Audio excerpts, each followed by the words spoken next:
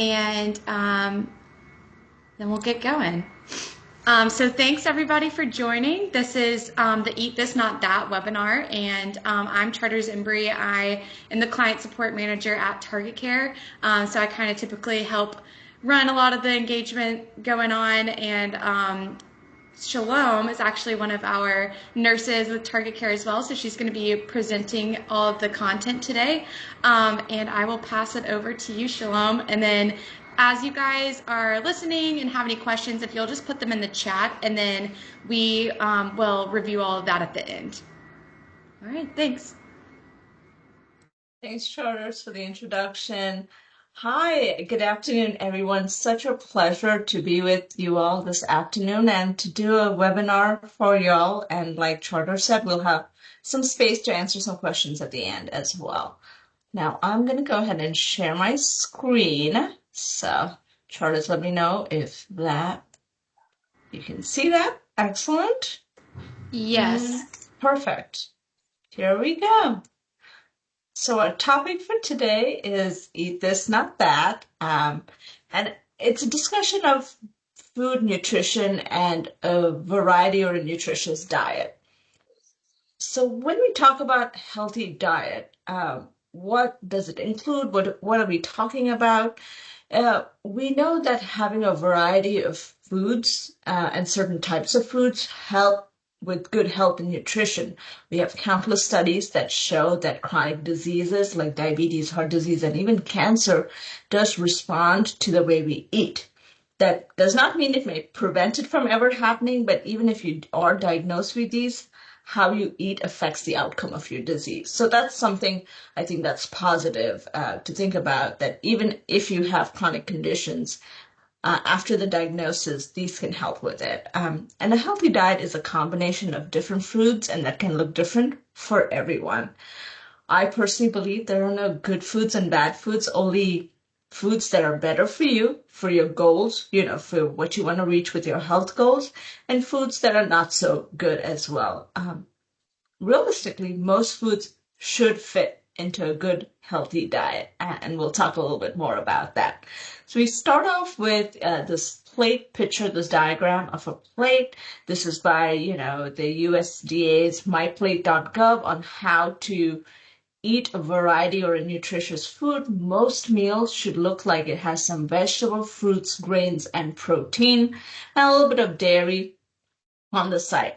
In reality, we might not be having all these fruits and grains at the same meal, or even having a portion of dairy at a setting in this modern lifestyle that we live. But we're thinking about aggregates. When you think about your week and your day, your tally for the week, you should have some components of all these foods in the right ratios. Let's start with fruit and vegetables. Oh, did someone have a question?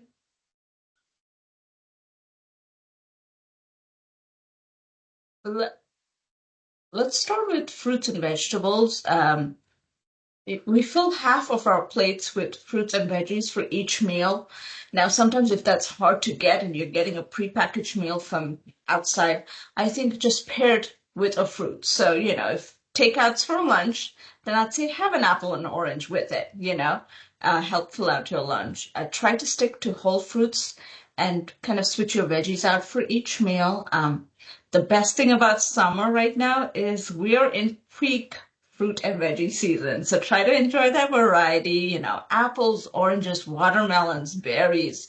You get a lot. They take no prep, literally wash and eat, so enjoy that. We know that fruits and vegetables contain many important nutrients that can help lower the risk for heart disease, maintaining good blood pressure. They have fiber, they have micronutrients, and they have antioxidants that can protect against certain diseases and infections as well.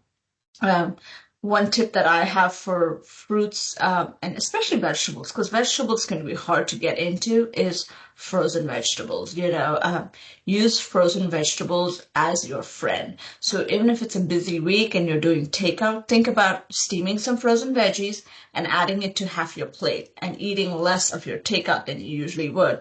And that's still better than having no vegetables at all. With grains, so we're talking about grains in the form of whole grains, and that would be the main carb source for most people on a plate. Fill 1/4 of your plate with grains.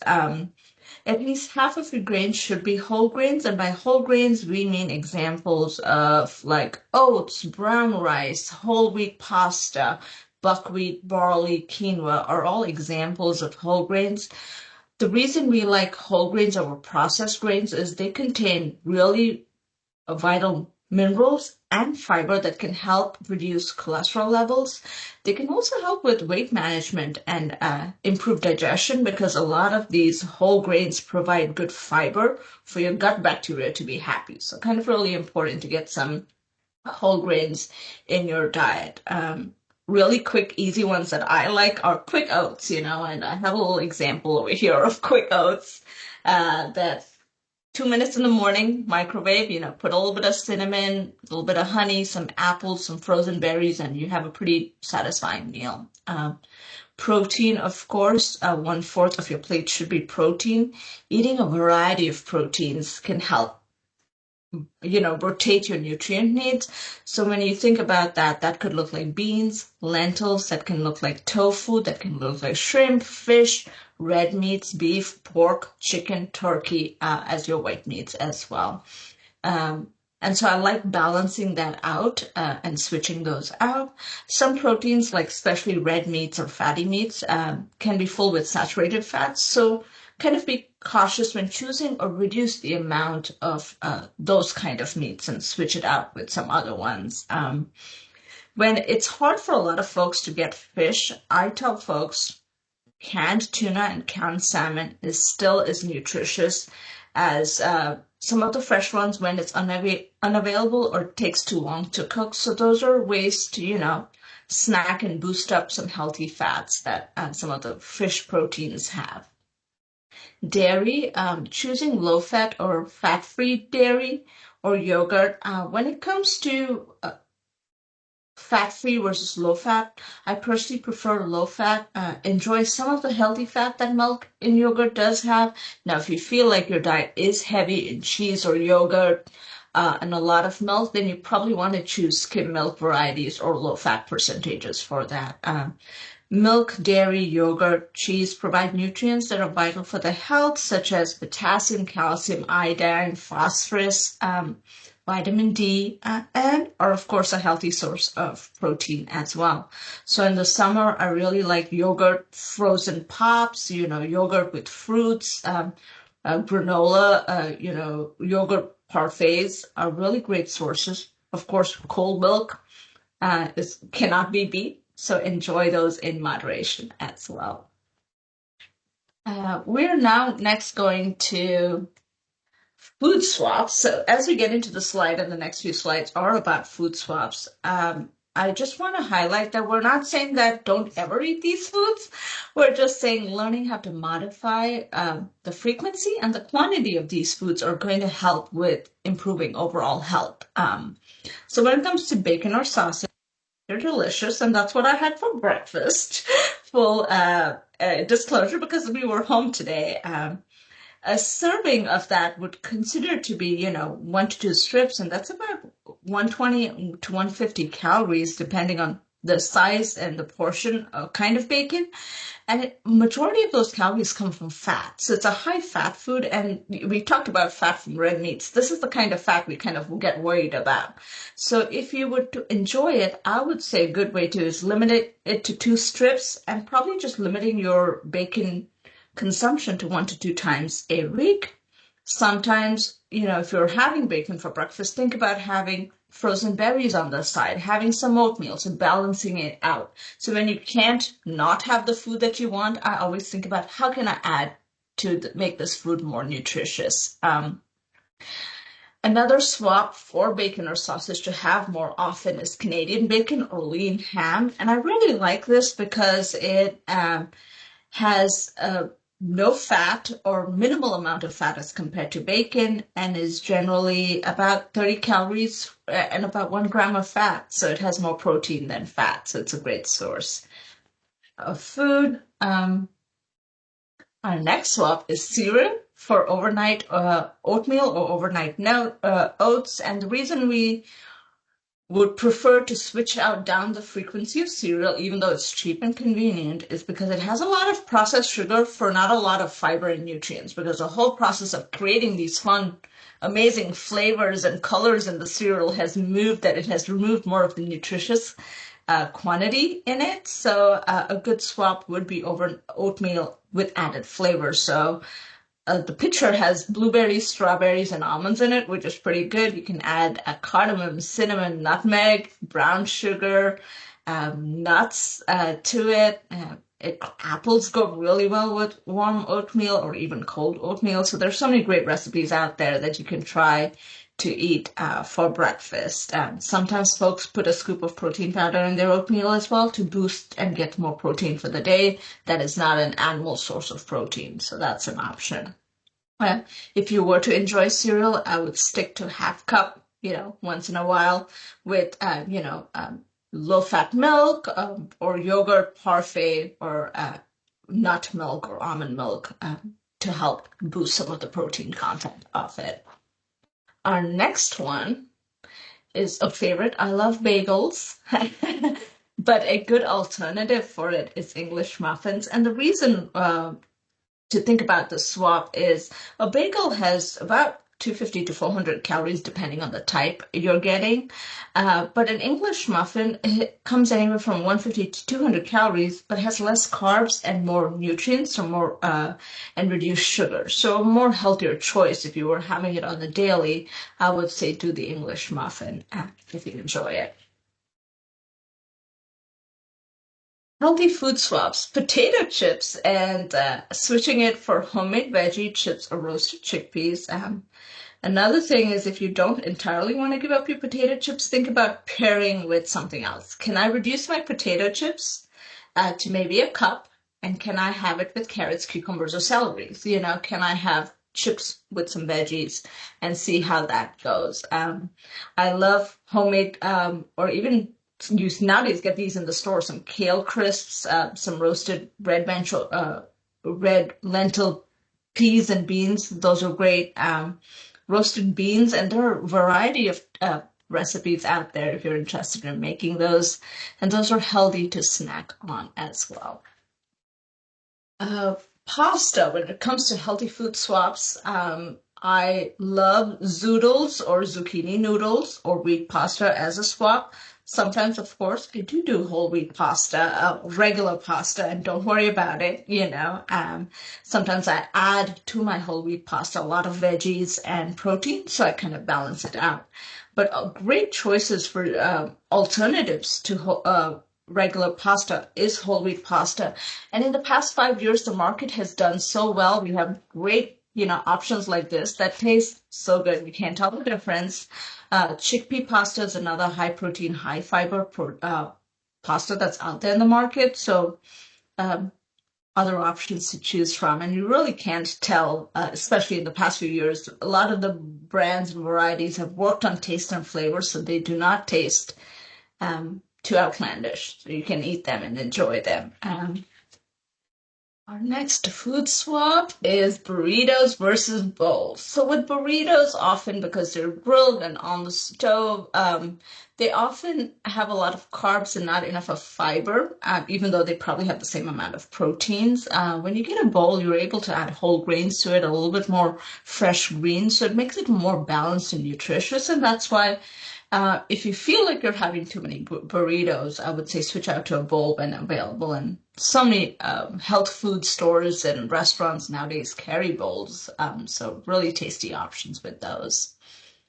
Now, health food swaps, of course. Again, like I said, by no means are we saying never eat any of these foods, but we kind of want to add or expose you to foods that you can diversify your diet with or add in ways to still enjoy the foods that you love, or of course reducing your portions and adding something nutritious as a side. A good rule of thumb I tell most of my patients is the 80-20 rule. So 80% of your diet should be whole foods, nutritious foods, foods that you can read that are pronounced, you can cook, and 20% should be fun foods or foods that you enjoy. And an example of that is we probably eat about 21 meals a week, if you have 3 meals a day. So 80% of that is getting about 16 to 17 meals right. And about the rest of your 4 to 5 meals can be fun meals, meals that you enjoy. So when we're talking about swaps, for when you're craving something sweet, I love fresh fruit. Summer is a great time to try some fruits. Dark chocolate, dates, banana ice cream. Now, there is this recent discovery that I made, which is this True Fruit brand that has these frozen raspberries and blueberries covered in chocolate. And so it is the best of both worlds. I get a little bit of chocolate, I get a little bit of fruit, and it has been life changing for me. So I just decided to bring that. I was like, oh, I have this in the freezer. So try that out if you see it in most stores, Walmart, Food Lion. I think Harris Teeter carry them, so they're pretty widely available locally if you're looking for them. Another way to, if when you're craving something sweet, especially in the summer, is if you were used to having 2 to 3 scoops of ice cream, try to challenge yourself to 1 scoop of ice cream and 1 cup of frozen fruit. And it's the best combination of fruit plus something sweet. When you're craving something salty, popcorn, the amount of fiber that popcorn has and the serving size is quite satisfying. You get 2 to 3 cups of popcorn as a serving size, so you get to fill yourself up. Edamame, veggies, and hummus, and chickpeas, veggies, or even some of those chickpea chips are a great source of a salty snack when you're craving it. And for when you're craving a soft drink, I love the market has exploded on all these sparkly waters and the amazing flavors out there. Like there's a new brand every week, it seems. So try those. You can also be adding lemon slices or cucumber slices to your water. Green tea and kombucha are great because they have antioxidants and they have some really good probiotics as well. So those are good for your gut as well. So in general, just a reminder that whole foods are just better than processed foods. And so even if they look like healthy processed foods, I would still say go for the whole foods. So a lot of, these alternative meats and all of that are good for you in moderation. But if you were to eat more veggies and lentils or fish, then those are better than having processed uh, vegetables as well the whole time. I think that is it with our um, with our slideshow. Any questions or concerns for me or charters today? And Shalom, I know we have some questions in the chat, so Okay, I can just go ahead and read them off to you. perfect. So the first question is, what about turkey sausage and chicken sausage as an alternative with Okay, apples? perfect. I like that question because I love turkey sausage as well. Now, it, I think it's not about is it bad for you or good for you? I think about frequency. So we don't know that turkey sausage is a processed meat. Does it have less of the fats that we're worried that is in there in the red meats? Absolutely. So, if you like the taste of sausage, I would say turkey sausage is a good alternative. I do get concerned with daily consumption of sausage, but with turkey sausage, how I said the bacon, you should be 1 to 2 times a week. Think about turkey sausage to be had maybe 3 to 4 times a week, and the rest of the morning for breakfast, you're looking for something else. And I like the chicken sausage with apples. They taste really good too. So the good thing about when they use white meats to make sausages, you're reducing certainly the fats that we worry that come with the red meat. So still better than red meats, and still think about ways to still switch it up so it's not a daily thing for you though. I hope that helped. Awesome, thank you. And next question is, do you recommend any recipes for roasted chickpeas? Now, Yeah, and I'm going to say, if you don't know any recipes off the top of your head, we can actually, put these together, and I can share with all employees, at some point after this presentation. So, I know some of the questions could be putting you on the spot right now, and so we don't want to do that if you know if no, you but maybe I have think some in your. and your favorites. Now, I have tried it. I've tried roasted chickpeas in the air fryer. Now, it was a recipe on the internet a while ago, but it did start with a can of chickpeas. So it was easy. I had to drain it. And then I think I seasoned with garlic and Parmesan and then just tossed it with a little bit of olive spray and threw it in the air fryer. So just check recipes that have, and there are many varieties of that. You can cook it in the oven too. I think it's just going to be a higher heat till they get really crispy. But that's something we could definitely do, look up some recipes and post them. But absolutely. And now, the next question that I see is Zevia. And is that a alternate sugar? Is that correct? Or I'm not sure what Zevia is. Is that like stevia? Let me look it up.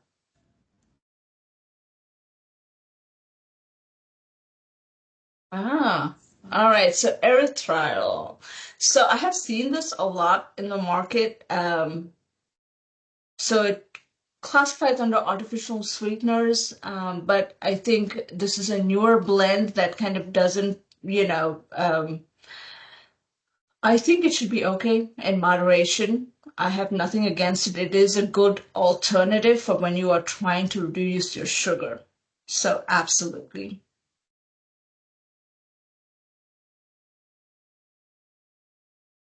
Ah, so think about this. I think these questions really go back to the original concept that I presented is think about whole foods being better than processed foods. So when we're talking about all the sugar-free blends, all the diet soda, regular soda, for some of my patients that I see in my clinic that drink soda, 4 to 5 times a day, I tell them to cut back. So if they're doing regular soda, I tell them to cut back to sugar-free and transition. For my people that are doing sugar-free soda, I actually tell them to cut down on the sugar-free soda as well. Try to like the taste of bubbly water. If you're doing 10 drinks a day and they're all soda or tea, I tell them, do you think we can find 2 to 3 glasses of water or some water alternative? So think about what, and they're individualized. So, for someone who doesn't drink soda at all, I'm not about to tell them to start drinking soda. So think about the person where you are in your health journey. Are you drinking full sugar soda? Do you think it's worth switching one of those to a diet soda? If you are overdoing a lot of the diet sodas. And here's the studies. We actually don't know well enough about how these sugar-free or diet-free sodas are affecting us. So I would say wherever you are with your health journey with sodas, I would try to limit and reduce. So not never or no, but still reducing that and enjoying some water if possible. Okay, I got to tell you, the one thing that really works for me, I rarely ever drink soda. I used to, and the way I kind of weaned off of it is kind of alternating between soda and water. And then I started treating soda as a treat more than anything. So I would go to like a little small cup, with dinner or, and that was it. So little by little, it's sort of like, like with everything else, right? When we do in so much, so many amounts, it's hard to kind of get off of it. And sometimes I feel like with the sugar substitutes, you're kind of fooling yourself, thinking that, it's okay to do this because, it tastes the same. But because it tastes the same, you don't know the difference between sugary drink and non-sugary drink. And then, you have a tendency of kind of going back to it at some point. And I think also, with those, it's, you kind of, you're not really working at it, at kind of, preventing, yourself from consuming all these, alternatives, but rather giving yourself like a green light sort of, and that's how I feel. So I don't know if anybody else feels the same way, but that's kind of how I started, and now I gotta say, water is my go-to, and at times when I feel the need for some sugary drinks, when I work out, or I'll throw in a body armor or something like that, and so that really works for me. Hubert, thank you for actually practically showing and explaining what I was telling about my patients of like on your health journey, how weaning from all sodas in general is always the goal, like you said. And this is true. I used to have soda a lot too.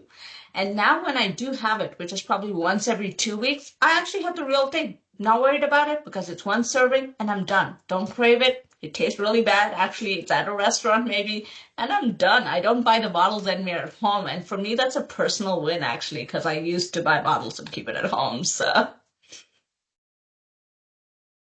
Yeah. oh, Erin, I agree with you. It does taste bad now. When you do have it once in a while, you're like, a whole glass of it at a restaurant is too much for me. So, Can I say one more thing? Sorry, sure. I'm talking a lot. I'm taking No. over this meeting. Sorry, Shalom. I just wanted to say, sometimes, when we're talking about some of these foods, like, having bacon and things like that. So, what's also really worked for me, and I'll be the first one to say that I eat anything and everything that I ever want. Again, moderation. But when I know that one day I'm going to have barbecue or something, a burger off the grill, for dinner, I modify my breakfast and lunch. So knowing that it's going to be a high calorie, high fat kind of meal for me, that one meal of the day, I take a step back on breakfast and have like a yogurt for breakfast and something very light for lunch, just to kind of get me through to that meal. So that's another thing that's really worked to me. Rather than just going full meals, for every meal, kind of cutting back and modifying those. Thanks for sharing that excellent strategy. And again, that speaks to that 80/20. You don't restrict yourself, but you plan around it. And that's going to be key to healthy. There has to be a plan for how you want to change your health. You can't just willy-nilly and hope you get better. When people are motivated to make the change, wonderful things happen, just like Hubert explained. So, excellent.